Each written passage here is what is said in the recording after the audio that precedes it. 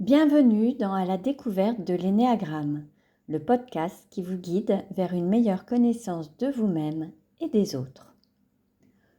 Aujourd'hui, je vous parle du type 3, aussi appelé le performant, le battant ou encore le réalisateur.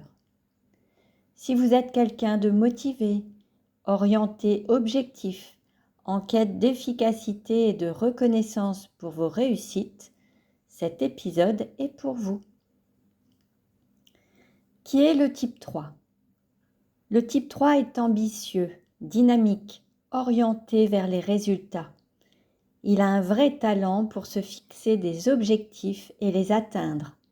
Il donne l'impression d'avoir toujours une longueur d'avance. C'est un profil qui sait se présenter, s'adapter, briller. Il valorise l'image qu'il renvoie et se définit souvent à travers ce qu'il fait ou ce qu'il réussit. Mais derrière cette image confiante, il y a souvent une grande peur. Sa motivation profonde, le type 3 cherche la reconnaissance, l'admiration, la réussite. Il a besoin de se sentir valorisé et de prouver sa valeur à travers ce qu'il accomplit. Sa peur principale, être inutile, sans valeur ou perçu comme un échec. Il croit souvent, inconsciemment, qu'il doit en faire plus pour mériter l'amour. Comment le type 3 gère-t-il le stress ? En période de stress, le type 3 devient hyperactif, se surinvestit dans ses projets et peut s'identifier totalement à son image.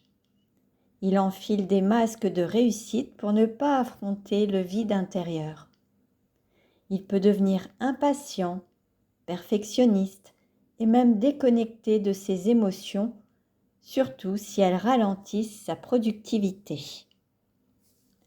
En amour et en relation, le type 3 peut parfois avoir du mal à montrer sa vulnérabilité. Il donne l'image d'une personne forte, accomplie, mais peut avoir peur qu'on l'aime moins s'il baisse le masque.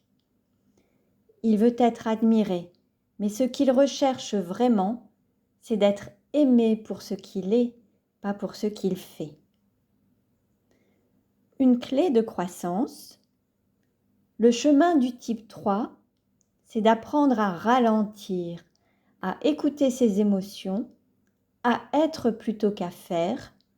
Il a besoin de reconnecter à sa valeur intérieure, indépendamment de ses réussites. Il peut s'appuyer sur des pratiques de pleine conscience, des affirmations positives et des exercices de recentrage sur l'être, comme le FT ou la respiration consciente. Affirmation à répéter. Ma valeur ne dépend pas de ce que je fais. Je suis digne d'amour simplement parce que j'existe.